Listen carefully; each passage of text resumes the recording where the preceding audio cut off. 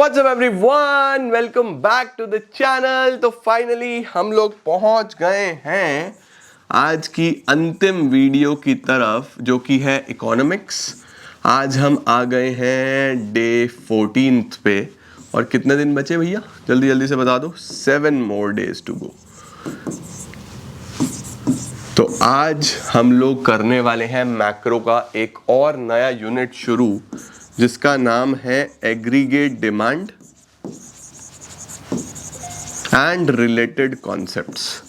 तो बच्चों, बहुत ही इंपॉर्टेंट ये यूनिट होता है, मैक्रो में सबसे ज़्यादा वेटेज का यूनिट है।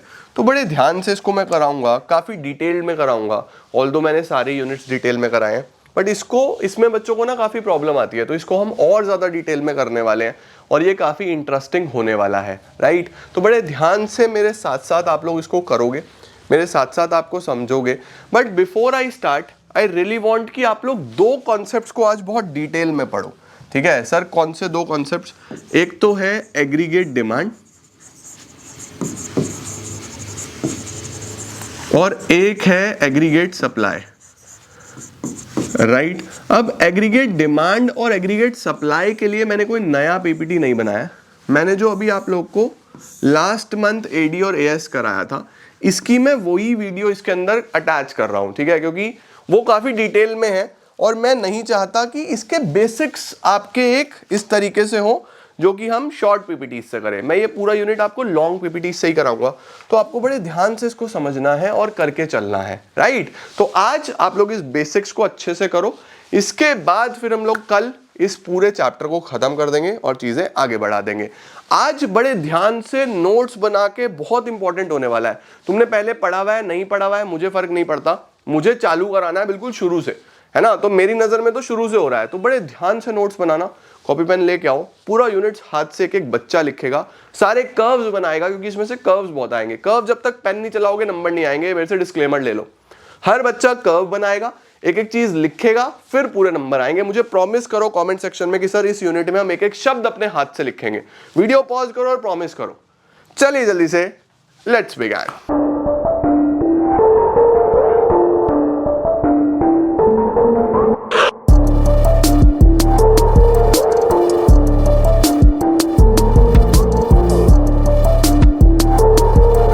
इस चैप्टर के नाम के साथ देखो यार, चैप्टर का नाम क्या है? Aggregate demand and related concepts.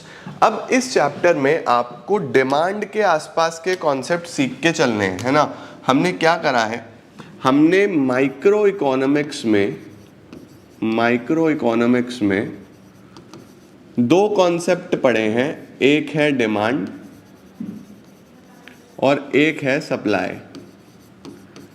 अब डिमांड और सप्लाई में बेसिक डिफरेंस क्या होता है? जब हम एक इंडिविजुअल की बात करते हैं तो वहाँ पे हम डिमांड बोलते हैं, वहीं पे एक इंडिविजुअल प्रोड्यूसर की बात बोलते हैं तो वहाँ पे हम सप्लाई बोलते हैं। बट आज जो हम कॉन्सेप्ट पढ़ रहे हैं वो मैक्रो इकोनॉमिक्स में पढ़ रहे हैं, राइट। अब मैक्रो इकोनॉमिक्स में बच्चों डिमांड सप्लाई नहीं होता, मैक्रो इकोनॉमिक्स में होता है aggregate demand and aggregate supply. तो इस फर्स्ट चैप्टर में हम जो पढ़ेंगे वो एग्रीगेट डिमांड और एग्रीगेट सप्लाई के बारे में पढ़ेंगे। अब सर सबसे पहले ये एग्रीगेट शब्द कहाँ से आया?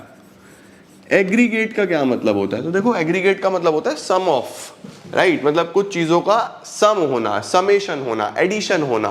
तो एग्रीगेट डिमांड का बहुत आसान सा मतलब होता है कि एक इकोनॉमी में जितने भी सेक्टर्स हैं उन सब की डिमांड को ऐड कर दूं तो एग्रीगेट डिमांड बन जाएगा। सीधी सी बात है या नहीं है? अब सर किसी भी इकोनॉमी में सेक्टर्स कितने होते हैं वो आप सर्कुलर फ्लो ऑफ इनकम में पढ़ के आए हो। जब भी हम सेक्टर्स ऑफ इकोनॉमी की बात करते हैं, सेक्टर्स ऑफ एन इकोनॉमी, तो हमारे पास 4 प्रकार के सेक्टर्स होते हैं बच्चों, 4 टाइप्स ऑफ सेक्टर्स। कौन कौन से? सबसे पहले होते हैं कंज्यूमर्स, जिनको हम हाउस होल्ड्स भी बोलते हैं, जो बेसिकली सामान का एक्चुअल डिमांड करते हैं। दूसरे होते हैं फर्म्स, जिनको हम प्रोड्यूसर्स भी बोलते हैं, है ना। तीसरा होता है हमारे पास गवर्नमेंट भी चीज़ों का डिमांड करती है। चौथा होता है हमारे पास रेस्ट ऑफ द वर्ल्ड, यानी कि एक्सपोर्ट और इंपोर्ट की हम इसमें बात करते हैं। तो जब भी हम इन चारों ही सेक्टर्स की, हाउस होल्ड का demand on various goods and services, firms का demand on capital goods, firms भी तो डिमांड करती है मशीनों का, प्रिंटर का, मल्टीपल चीजें, मशीनें चाहिए फर्म्स को, है ना। गवर्नमेंट भी डिमांड करती है, कंजम्पशन गुड्स भी और कैपिटल गुड्स भी, सरकार भी दोनों तरीके की डिमांड करती है। और रेस्ट ऑफ द वर्ल्ड में हम बात करते हैं एक्सपोर्ट और इंपोर्ट की। तो जब भी हम इन चारों की डिमांड को ऐड कर देंगे तो बेसिकली क्या निकल आएगा, एग्रीगेट डिमांड निकल आएगा। सिंपल, जब भी इकोनॉमी में सभी सेक्टर की डिमांड को जोड़ दिया जाएगा that is aggregate demand, very simple. अब सर इस डिमांड को क्या मैं ये भी बोल सकता हूं कि भाई हाउस होल्ड अगर डिमांड कर रहा है तो हाउस होल्ड खर्चा करेगा, फर्म अगर डिमांड कर रही है तो फर्म भी खर्चा करेगी, गवर्नमेंट डिमांड कर रही है तो गवर्नमेंट भी खर्चा करेगी, बाहर से डिमांड आ रही है तो फॉरेन से भी खर्चा होगा, है ना। तो क्या सर मैं डिमांड को एग्रीगेट एक्सपेंडिचर के इक्वल भी बोल सकता हूं? क्या डिमांड को एग्रीगेट एक्सपेंडिचर के बराबर भी बोला जा सकता है? जी हाँ, बिल्कुल बोला जा सकता है। अभी मैंने आपको क्या बोला कि चारों सेक्टर की डिमांड को जोड़ दो, है ना। अब याद करो जब आपने नेशनल इनकम में एक्सपेंडिचर मेथड पढ़ा था तो एक्सपेंडिचर मेथड में आप क्या बोलते थे? एक्सपेंडिचर मेथड में भी तो 4 ही कंपोनेंट्स होते थे, याद करो। सबसे पहला गवर्नमेंट फाइनल कंजम्पशन एक्सपेंडिचर, क्या वो सरकार के खर्चे की बात हो रही है? ये गवर्नमेंट वाला element. Private final consumption expenditure, क्या ये हाउस होल्ड वाला एलिमेंट है? ये हाउस होल्ड वाला एलिमेंट। उसके बाद ग्रॉस डोमेस्टिक कैपिटल फॉर्मेशन, क्या यहाँ पे इन्वेस्टमेंट्स की बात होती है on capital goods? Gross domestic capital formation, ये जो फर्म, ये हो गया हमारा ये फर्म्स वाला पार्ट। और लास्ट क्या होता था? नेट एक्सपोर्ट्स, यानी कि एक्सपोर्ट्स माइनस इंपोर्ट्स होता था या नहीं होता था? तो यही 4 चीजें तो यहाँ पे भी हैं। तो याद रखना बच्चे, एग्रीगेट डिमांड को ही हम एग्रीगेट एक्सपेंडिचर भी बोलते हैं। और ये आप कॉन्सेप्ट नेशनल इनकम में ही पढ़ाए थे, सेम कॉन्सेप्ट है। चलो अब मैंने आपको बेसिक समझा दिए ना, आओ अब देखते हैं किताबी भाषा में इसको कैसे लिखा गया है, बुक्स में इसको कैसे लिखा गया है। देखो सबसे पहले आता है व्हाट इज एग्रीगेट डिमांड। तो देखो लिखा हुआ है aggregate demand is the total value of final goods and services which all the sectors of the economy are planning to buy. सभी सेक्टर्स ऑफ द इकोनॉमी कितने फाइनल गुड्स और services खरीदना चाह रहे हैं उन्हीं को हम एग्रीगेट डिमांड बोलते हैं, है ना। Alternatively AD is the aggregate expenditure. देखो एडी क्या होता है? एक्सपेंडिचर है यार, सबने जो खर्चा करा वही तो डिमांड किया ना। Aggregate expenditure that different sectors of the economy are willing to इनकर।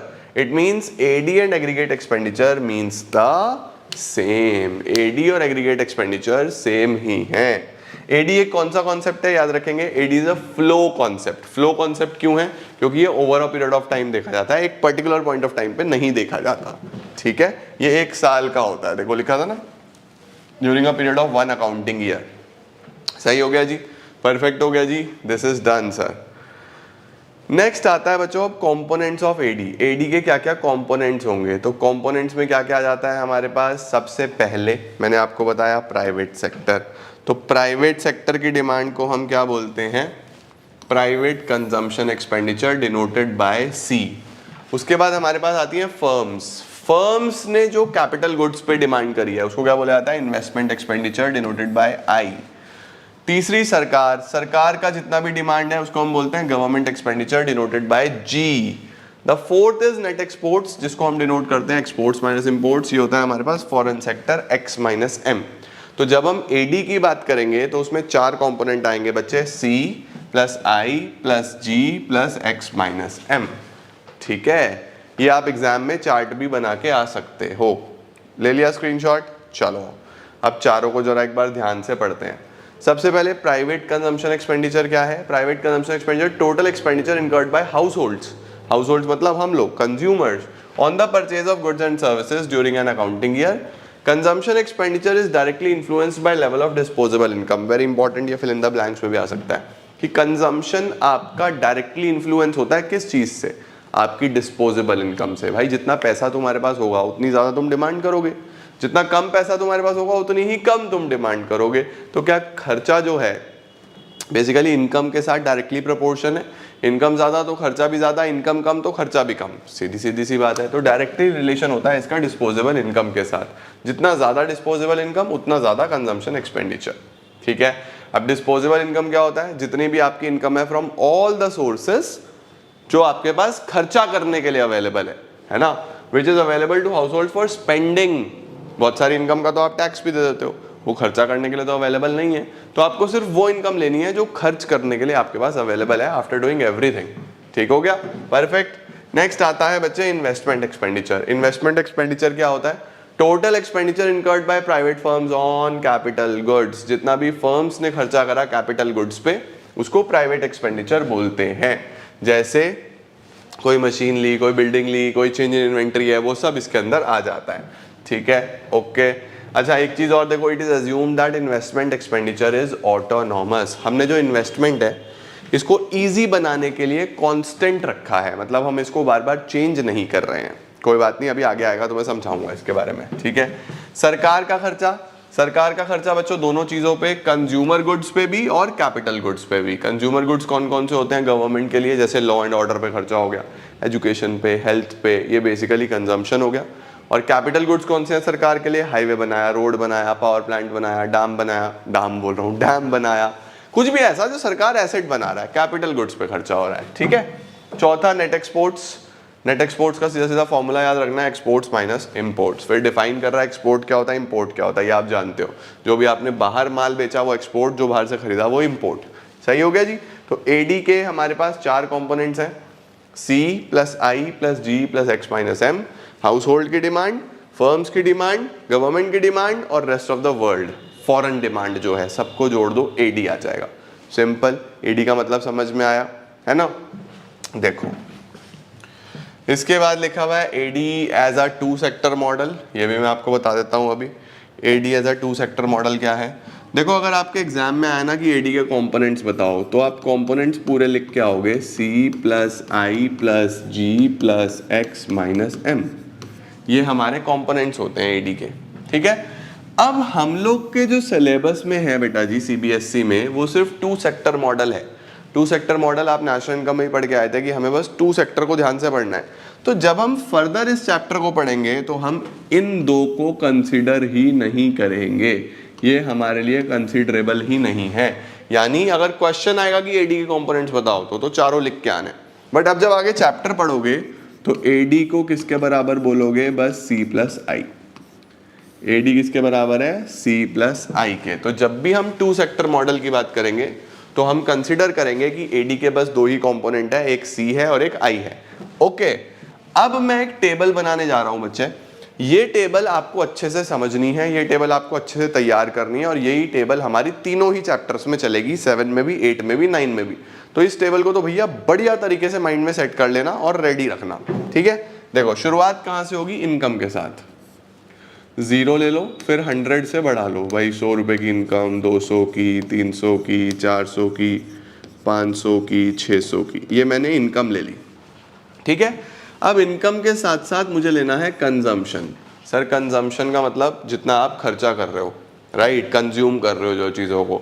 अब यहाँ पे एक सोचने वाली चीज़ आती है कि सर अगर मेरी इनकम 0 है, जैसे ये है, अगर मेरी इनकम 0 है तो क्या मेरा कंजम्पशन भी 0 होगा? क्या मैं खाना ही नहीं खाऊंगा? क्या ये कभी हो सकता है?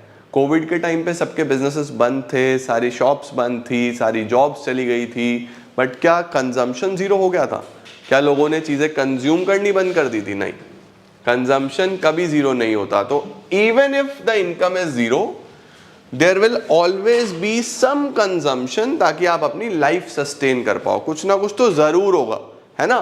तो ऐसे कंजम्पशन को मैंने यहाँ पे 40 ले लिया। ऐसा कंजम्पशन जो 0 लेवल ऑफ इनकम पे भी होगा उसको हम क्या बोलते हैं? Autonomous consumption. इसको याद रखना है, ऑटोनॉमस कंजम्पशन। अब तुम्हारे से कोई पूछ ले कि सर ऑटोनॉमस कंजम्पशन डिनोट किससे होता है, तो बोलना स्मॉल सी बार। ठीक है। तो ऑटोनॉमस कंजम्पशन क्या है? वो कंजम्पशन जो आप तब भी करोगे even when the income is 0। Sir कहां से करेंगे? इनकम तो 0 है बेटा। या तो आप प्रीवियस सेविंग से कर सकते हो, या आप अपने एसेट्स बेच सकते हो, या फिर आप बोरो कर सकते हो। तो यहाँ पे ऑटोनॉमस कंजम्पशन के 3 सोर्सेज होते हैं, या तो प्रीवियस सेविंग्स, या सेल ऑफ एसेट्स, और बोरोइंग्स। तो यहाँ से आप ऑटोनॉमस कंजम्पशन का काम कर सकते हो, ठीक है। तो जीरो लेवल ऑफ इनकम पे भी जो मिनिमम कंजम्पशन है उसको ऑटोनॉमस कंजम्पशन बोलते हैं, सही है। अब इनकम बढ़ रहा है तो कंजम्पशन बढ़ेगा ऑब्वियसली, जैसे जैसे इनकम बढ़ता है इंसान का कंजम्पशन बढ़ता है। तो अब आपको जो कंजम्पशन बढ़ाना है इसको सिंप्लीफाइड रखने के लिए 80-80 से मैं बढ़ाऊंगा, ठीक है।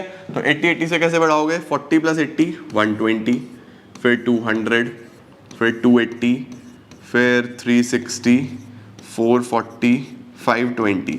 मैंने चीज़ें आसान रखने के लिए 80 के गैप से कंजम्पशन को बढ़ा दिया है, इनकम के साथ कंजम्पशन, ठीक है। अब एडी कैसे निकलता है, C + I, तो मुझे इन्वेस्टमेंट भी चाहिए, है ना। इन्वेस्टमेंट भी इनकम के साथ ऊपर नीचे होती है, 100% होती है भाई। इनकम बढ़ेगी तो इन्वेस्टमेंट भी तो बढ़ेगी ना, इनकम कम होगी तो इन्वेस्टमेंट भी कम होगी, या शायद ना भी हो, प्रपोर्शन ऊपर नीचे हो सकता है। बट अगर हम उसको इतना ज़्यादा ऊपर नीचे करेंगे तो चीज़ें समझनी कॉम्प्लिकेट हो जाएंगी। तो बच्चों को ईजी बनाने के लिए हमारे सिलेबस में इन्वेस्टमेंट को ऑटोनॉमस रखा गया है। ऑटोनॉमस मतलब फिक्स्ड, यानी ये जो इन्वेस्टमेंट है इसका नेचर भी ऑटोनॉमस एज्यूम किया गया है, होता नहीं है, एज्यूम किया गया है, याद रखना, ठीक है। तो फिक्स्ड रखनी है तो बस 20-20 ले लो हर लेवल पे। Eight every level my investment is 20, सही हो गया बच्चे। अब AD कैसे कैलकुलेट होगा, AD = C + I, तो दोनों को ऐड कर दो। AD = C + I, 40 + 20 60, 140, 220, 300, 380, 460, 540, ये आपका AD आ गया। AD = C + I। तो ये टेबल जो है ये आपको बहुत ध्यान से समझनी है, करनी है, और ये तीनों ही चैप्टर्स में आपके यही टेबल चलेगी, तो इसको अच्छे से अपने माइंड में सेट कर लो। तो ये तो बच्चे हमारी टेबल हो गई, परफेक्ट है। AD = C + I हमारी टेबल हो गई तैयार, राइट। अब हमें क्या करना है, अब हमें इस पर्टिकुलर टेबल से एक कर्व बना देना है AD का, ठीक है। चलो कर्व बनाने की कोशिश करते हैं, आ जाओ। कर्व ध्यान से सीखना बच्चे, इस पूरे यूनिट में बहुत सारे कर्व्स हैं और आपको कर्व्स की बहुत प्रैक्टिस करनी है, राइट। तो ये हमारा x एक्सिस हो गया, ये ओरिजिन हो गया, ये y एक्सिस हो गया। इनकम ले लेता हूँ मैं 100, 200, 300, 400, 500, 600, ये मैंने क्या ले ली, ये मैंने इनकम ले ली, ठीक है। अब कंजम्पशन की बात करते हैं। AD के लिए कितना कितना डिफरेंस लें, 80-80 का ले लेते हैं।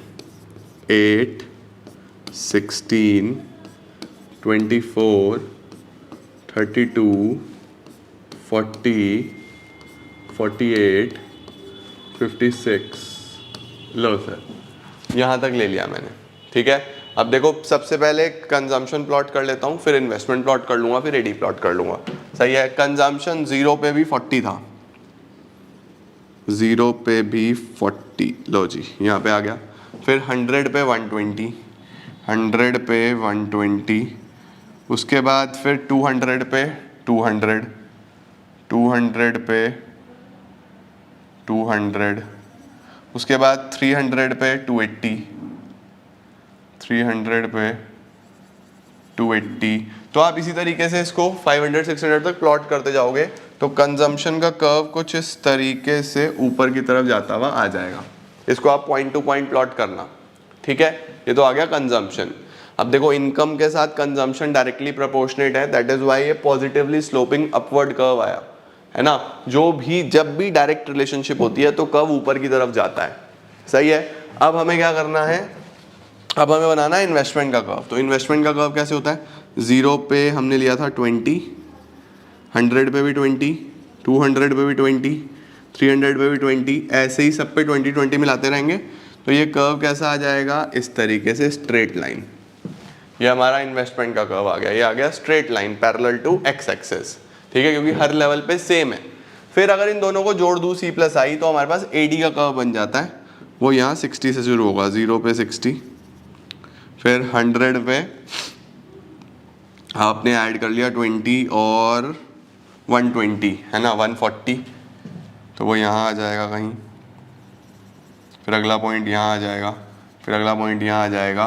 तो AD का कर्व बेसिकली बिल्कुल इसके पैरेलल बन जाएगा जब आप प्लॉट करोगे। एज इट इज़ आप पॉइंट टू पॉइंट प्लॉट करके देखना तो वो इसके एकदम पैरेलल बनेगा, जिसको मैं बोलूँगा AD = C + I।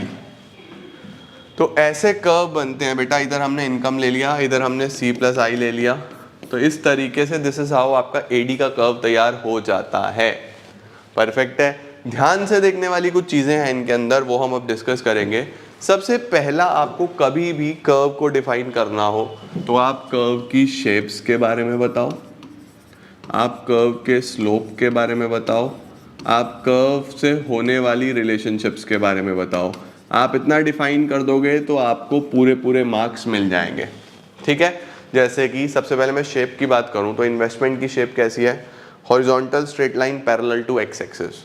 नेचर ऐसा क्यों? Because it remains constant at every level of output. Income कितना भी ऊपर नीचे होता रहा है, ये 20 है, हाँ या ना? ठीक है। इन दोनों की शेप्स कैसी हैं? ऊपर जा रहे हैं, positively sloped straight line curves.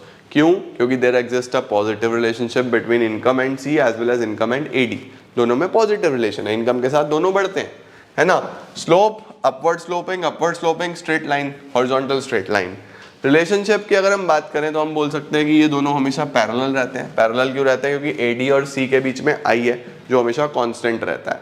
उसके बाद हम बोल सकते हैं कि I भी 0 से नहीं शुरू होता क्योंकि हमने ऑटोनॉमस रखा है, C भी 0 से शुरू नहीं होता क्योंकि ऑटोनॉमस कंजम्पशन है, AD ऊपर से आता है क्योंकि there is always some consumption जो होगा ही होगा, इस वजह से AD भी ऊपर से ही आएगा। देखो इनके बारे में कुछ पॉइंटर्स लिखे हुए हैं बच्चे, देखो ये वही टेबल हो गई, राइट, जो मैंने आपको बनवाई, और ये कर्व आ गया AD का। ओके, इसका स्क्रीनशॉट ले लो अगर आपको लेना है तो। इसके बाद बच्चे इनकी एक्सप्लेनेशन देखो बड़े ध्यान से। AD is equal to C plus I. AD is assume to be a function of only consumption and investment. 2 sector model पढ़ रहे हैं तो AD किसके बराबर लिया? C प्लस आई। एक्चुअल में क्या होता है? C plus I plus G plus X minus M। Alright. Positive consumption even when income level is 0। आपको बोल रहा है कि अगर इनकम 0 भी होगा तब भी कुछ ना कुछ कंजम्पशन होगा, जिसको हम क्या बोलते हैं? Autonomous consumption, right. उसके बाद स्लोप ऑफ कंजम्पशन कर्व का स्लोप कैसा है? स्लोप अपवर्ड, ऊपर की तरफ, क्योंकि consumption increase with increase in income. जैसे जैसे इनकम बढ़ती है, जैसे जैसे इनकम बढ़ रही है कंजम्पशन भी बढ़ रहा है, तो पॉजिटिव स्लोप है, ऊपर की तरफ जाएगा। Slope of autonomous investment curve, horizontal straight line parallel to X axis, क्योंकि इट रिमेन्स कांस्टेंट, वो हर जगह कांस्टेंट रहता है। Starting point of AD curve 0 से स्टार्ट नहीं होगा क्योंकि there is always some autonomous consumption and autonomous investment. ऊपर से शुरू होता है क्योंकि ऑटोनॉमस यानी कि फिक्स्ड कंजम्पशन भी है और फिक्स्ड इन्वेस्टमेंट भी है। स्लोप ऑफ AD कर्व हो गया, ऊपर की तरफ चलेगा। Starting point of AD curve ऊपर से शुरू होगा, सीधी सी बात है, सेम ही हो गया ये, है ना? ये बिल्कुल सेम पॉइंट्स आ गए। यहाँ पे हम स्टार्टिंग पॉइंट ऑफ कंजम्पशन बता सकते हैं कि स्टार्टिंग पॉइंट ऑफ कंजम्पशन भी 0 से नहीं होता, ऊपर से ही होता है। सही है जी। तो this was all about AD guys. Chapter का नाम ही ये था, देखो, AD एंड रिलेटेड कंपोनेंट्स, है ना? तो हमें सबसे पहले AD के बारे में सीखना बहुत बहुत बहुत जरूरी था। चलो यार मेरे साथ साथ जल्दी से हेडिंग डाल लो, एग्रीगेट सप्लाई। ठीक है। अब देखो यार, डिमांड और सप्लाई आप सब माइक्रो इकोनॉमिक्स में पढ़ के आए हो, है ना? आप जानते हो कि डिमांड कंज्यूमर्स के पॉइंट ऑफ व्यू से पढ़ा जाता है और सप्लाई प्रोड्यूसर्स के पॉइंट ऑफ व्यू से पढ़ा जाता है। यहां भी वही लॉजिक है, यहां भी वही कॉन्सेप्ट है। आपने एग्रीगेट डिमांड पढ़ा, सभी कंज्यूमर्स की, जितने भी हमारे चारों सेक्टर्स हैं, चाहे वो हाउस होल्ड हो, चाहे वो फर्म्स हो, चाहे वो गवर्नमेंट हो, चाहे वो रेस्ट ऑफ द वर्ल्ड हो, सबकी डिमांड को इकट्ठा करा तो एग्रीगेट डिमांड बन गया, राइट? अब हमें क्या करना है? एग्रीगेट सप्लाई का मतलब होता है कि मेरी इकोनॉमी में जितने भी प्रोड्यूसर्स हैं, सभी प्रोड्यूसर्स जो भी माल बेचना चाह रहे हैं, जो भी वो ऑफर करना चाह रहे हैं मार्केट में, उसका समेशन अगर मैं कर देता हूं तो मेरे पास एग्रीगेट सप्लाई बन के आ जाता है। As simple as that. तो जब भी किसी इकोनॉमी में हम सभी प्रोड्यूसर्स की सप्लाई को एक साथ जोड़ देते हैं तो उसको क्या बनता है? Aggregate supply. ठीक है। अब देखो एक बात बताओ, जितने भी प्रोड्यूसर्स हैं, ये सब प्रोड्यूसर्स हैं, ये बेसिकली सामान किसको बेचते थे? कंज्यूमर्स को, राइट? ये कंज्यूमर्स को बेचते थे। अब कंज्यूमर्स में 4 लोग थे, house hold, firms, government, rest of the world. इनकी जब हम डिमांड को ऐड करते थे, जब कंज्यूमर्स 4 तरीके के थे हमारे पास, households, firms, government, rest of the world, चारों की डिमांड को जब आप ऐड करते थे तो आप बोलते थे एग्रीगेट डिमांड, राइट? और हम ये बोलते थे कि भैया जितना एग्रीमेट डिमांड हुआ है, एग्रीमेट बोल रहा हूं, वाह क्या बात है, एग्रीगेट डिमांड जितना हुआ है ये बराबर होगा एग्रीगेट एक्सपेंडिचर के, ये बराबर होगा एग्रीगेट एक्सपेंडिचर के। इसका मतलब जितना भी इकोनॉमी में खर्चा हुआ है उतना ही इकोनॉमी में डिमांड भी आया है, करेक्ट है। अब एक बात समझो यार, जितना बेसिकली खर्चा हुआ है, इन्होंने खर्चा करा तो पैसा तो घूम के इनके पास ही आया होगा ना भाई, सामान ये बना रहे हैं, है ना, ये बना रहे हैं, तो हम लोग यहां पे बोलते हैं सबकी टोटल जितना भी ये सप्लाई करेंगे उसको हम क्या बोलेंगे, एग्रीगेट सप्लाई। अब जितना भी सामान इन्होंने सप्लाई करा है उसको जब हम मॉनेटरी टर्म्स में कैलकुलेट करते हैं, इधर से जब ये खर्चा होगा तो क्या इधर एग्रीगेट इनकम बन जाएगा, एग्रीगेट इनकम बन जाएगा या नहीं बन जाएगा। और एग्रीगेट इनकम का मतलब हो गया पूरे देश की इनकम, पूरे देश की इनकम का मतलब हो गया नेशनल इनकम। तो याद रखना बच्चों कि एएस को ही हम लोग नेशनल इनकम भी बोलते हैं। जैसे एडी डिमांड हो रही है, कंज्यूमर कर रहा है, टोटल खर्चा हो रहा है, वैसे ही प्रोड्यूसर सप्लाई कर रहा है, पैसा कमाएगा, इनकम हो रही है, राइट। अब देखो तो मैं क्या बोलता हूं कि भैया एएस जो है वो किसके बराबर है, नेशनल इनकम के बराबर है। N means national, Y means income, ठीक है। अब एक बात और समझो, आप जब भी पैसा कमाओगे तो आपका मोस्ट ऑफ द पोर्शन खर्चे में चला जाएगा, है ना, मतलब जो भी आपकी इनकम है, your income is either consumed, जो बच जाएगा वो आप क्या करोगे, वो आप सेव करोगे फ्यूचर के लिए, और बचा हुआ पोर्शन इज सेव्ड। तो हम क्या बोलते हैं कि भैया जितना भी एग्रीगेट सप्लाई होगा वो इनकम के बराबर होगा, और इनकम या तो कंज्यूम करी जाती है या सेव करी जाती है। अगर मैंने 100 रुपए कमाए, 80 रुपए खर्च कर लिए, तो ऑब्वियसली 20 सेव करूंगा, है ना। अगर मैंने 100 रुपए कमाए, 60 रुपए खर्च कर लिए, तो 40 सेव करूंगा। मैंने 100 रुपए कमाए हैं, बस 20 ही खर्च करे, तो 80 सेव करूंगा। होगा तो C+S के बराबर ही ना। तो याद रखना है बेटा जी, जब भी हम कंपोनेंट्स की बात करेंगे, जैसे AD के क्या कंपोनेंट्स थे, C+I, ये AD के कंपोनेंट्स थे, वैसे ही AS के जब आपके एग्जाम में कंपोनेंट्स पूछेगा तो आप बोलोगे AS is equal to national income is equal to C+S। क्यों? क्योंकि इनकम इज ईदर कंज्यूम्ड और सेव्ड। समझ आया ना अच्छे तरीके से। आ जाओ अब एक चीज और देखते हैं, आओ सर ये प्रूफ करके दिखाओ एक बार कि एएस जो है वो नेशनल इनकम के ही बराबर होता है। इसको भी तो एक बार प्रूफ करो। आओ चलो हम वापस से अपनी उसी टेबल पे चलते हैं जो मैंने आपको बोला था पूरे चैप्टर में काम आएगी। 0, 100, 200, 300, 400, 500, 600 तक ले लेता हूँ, चलो ठीक है। अब आप कंजम्पशन ले लो। जीरो लेवल ऑफ इनकम पे जो भी कंजम्पशन होता है उसको ऑटोनॉमस कंजम्पशन बोलते हैं, राइट। 40, 120, 200, 280, 360, 440, 520 कंजम्पशन हो गया। चलो जी अब हम चलते हैं एस पे। Sir what is S? S is savings.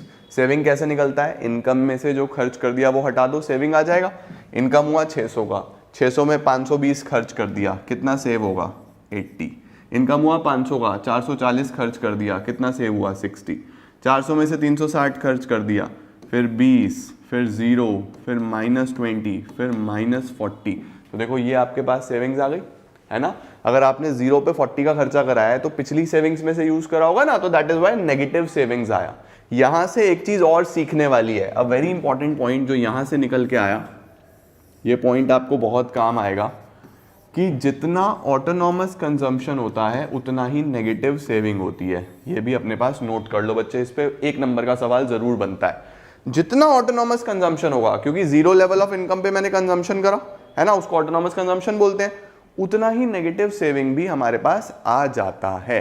Perfect है, ठीक है, ओके। अच्छा अब बताओ एएस कैसे निकलता है? एएस इज C+S, है ना। करो 40 - 40 0, 120 - 20 100, 200, 300 जोड़ना है हमें, है ना। ये नेगेटिव थे इसलिए माइनस करना पड़ा, अदरवाइज C+S करना है बस।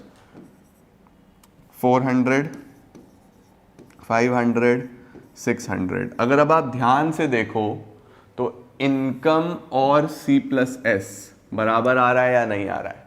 क्या यही एएस है या नहीं है? तो हम लोग क्या बोलते हैं कि AS is equal to C plus S और इनकम भी C प्लस एस हो गया, तो AS किसके बराबर हो गया, नेशनल इनकम के, क्योंकि पूरे नेशन की लेनी होती है ना। AS किसके बराबर हो गया, नेशनल इनकम के बराबर हो गया। ठीक है, अब आपको क्या करना है, इसका स्क्रीनशॉट ले लो पहले तो जल्दी से फटाफट से। ये क्लियर हो गया, आ जाओ।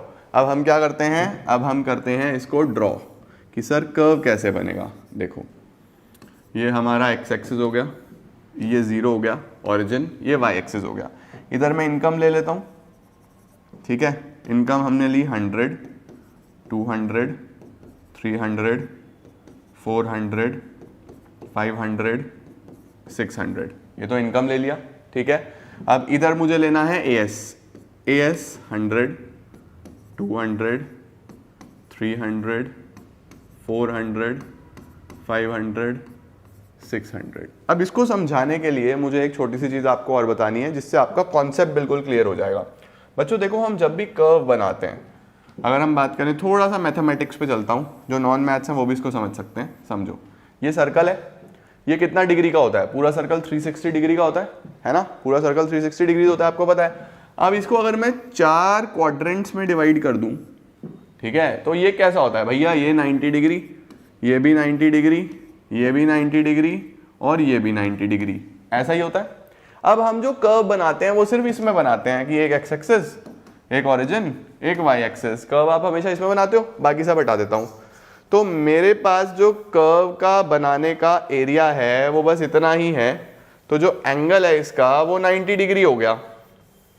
जो एंगल है वो कितना हो गया, 90 डिग्री हो गया या नहीं हो गया, है ना। अब मुझे एक बात और बताओ, अगर ये पूरा 90 डिग्री है, इधर हमने इनकम ले लिया, इधर हमने AS ले लिया, ये दोनों तो बराबर हैं, इनकम और AS तो बिल्कुल इक्वल है, हमने अभी तो प्रूव करा। देखो अगर हम इस टेबल में देखें तो हमने यहाँ लिखा है, देखो इनकम और AS बराबर है। तो अगर ये पूरा 90 डिग्री है और ये दोनों को इक्वल इक्वल स्पेस देनी है, तो कितनी स्पेस दूं, क्या मैं बिल्कुल इसके बीच में एक लाइन ड्रॉ कर दूं, आधा इधर हो जाएगा आधा इधर हो जाएगा, तभी तो बराबर बराबर आएगा। बराबर आया या नहीं आया। तो 90 को हाफ हाफ जब डिवाइड करेंगे तो कितने डिग्री का कर्व बना, 45 डिग्री। तो हमेशा याद रखना, आपको कभी भी AS का कर्व बनाना हो तो बहुत सिंपल पे बनता है, 45 डिग्री पे, वेरी सिंपल। AS का कर्व किस पे बनता है, 45 डिग्री पे तैयार हो जाता है। ठीक है या नहीं है, समझ आ गया या नहीं आ गया। अब देखो प्लॉट करो, 100 पे 100, 200 पे 200, बिल्कुल जितना उधर है उतना इधर है, 300 पे 300, 400 पे 400, 500 पे 500, 600 पे 600, देखो ये आ गया। और बिल्कुल यहाँ से स्टार्ट कर दो, ये आपका AS is equal to income बन गया। और हमेशा याद रखना, this is going to be a 45 degree line every time. अब पूरे चैप्टर में मुझे जब भी AS बनाना होगा, मुझे कुछ प्लॉट करने की जरूरत नहीं है, सीधा एक 45 डिग्री का लाइन फ्री हैंड में बना के दिखा सकता हूँ। समझ आया। अब बहुत सारे बच्चे इसमें कंफ्यूज होते हैं कि सर 45 डिग्री ही क्यों, अभी समझे ना क्यों 45 डिग्री, एक एक चीज मैं तुम्हें बहुत अच्छे से बता के चल रहा हूँ। ऑलराइट, आ जाओ सर, थोड़ा सा इसके बारे में पढ़ लें कि किताब क्या बोलती है। कॉन्सेप्ट मैंने आपको सारा समझा दिया। लो sir, aggregate supply refers to the monetary value of final goods and services, final goods and services, intermediate नहीं, final goods and services that all the producers are willing to supply in an economy in a given time period। जितने भी final goods and services सभी producer supply करना चाहते हैं economy में in a given time period, वो सब हम AS बोल देते हैं। ठीक है, aggregate supply can also be termed as national income, AS को ही हम national income भी बोलते हैं, ये भी मैंने आपको दिखा दिया। इसके बाद AS के क्या क्या कंपोनेंट्स होंगे, देखो लिखा हुआ है, the major portion of national income is spent on consumption of goods and services. जितना भी मेजर पोर्शन होता है नेशनल इनकम का, वो स्पेंड होता है कंजम्पशन पे और बाकी सेव हो जाता है। It means income is either consumed और सेव्ड, या तो कंज्यूम करी जाएगी या सेव करी जाएगी। तो नेशनल इनकम को किसके बराबर बोलूं, Y is equal to C plus S, और ये AS भी बन जाता है। सही है बेटा जी। चलो सर, AS का डायग्राम लो सर, AS का डायग्राम, वही टेबल वही कर्व जो मैंने आपको बना के दिखा दिया। स्क्रीनशॉट लेना है तो जल्दी से इसका स्क्रीनशॉट ले लो। एक्सप्लेनेशन देखो, national income is measured on x axis and C plus S is measured on Y axis. बिल्कुल सही है, ऐसा ही लिख के आना है। इकोनॉमिक्स में प्रेजेंटेशन पे बहुत नंबर कटते हैं, ऐसा लिखो जैसे टीचर को कुछ नहीं पता, सब बता के आना है। ठीक है। एएस कर्व और national income curve coincide with each other. As और नेशनल इनकम का कर्व एक ही बात है, एक के ऊपर एक आएगा। इनकम एक्स एक्सिस पे ले लिया, कंजम्पशन सेविंग वाई एक्सिस पे, तो हमने ऊपर लिख ही दिया था। 45 degree line has been drawn from the origin, it represents AS. ठीक हो गया है, नहीं हो गया? परफेक्ट है। अच्छा जी, उसके बाद लिखा हुआ है significance of 45 degree line. 45 degree line क्यों बनी है? क्योंकि ऑब्वियस सी बात है कि 90 डिग्री का एंगल होता है, दो पार्ट्स में डिवाइड करेंगे तो 45 डिग्री की ही लाइन बन जाएगी। परफेक्ट। इसका सिर्फ एक स्क्रीनशॉट ले लो या आप सिर्फ रीड कर सकते हो। डन है जी, परफेक्ट है जी। तो ये था बच्चों हमारे पास एएस का एक्सप्लेनेशन। मैंने आपको पूरा एडी बता दिया, मैंने आपको पूरा एएस बता दिया, है ना। एडी एएस पढ़ो, उसके बाद अब इसके बाद consumption function and saving function दोनों खत्म करेंगे। Thank you so much everyone.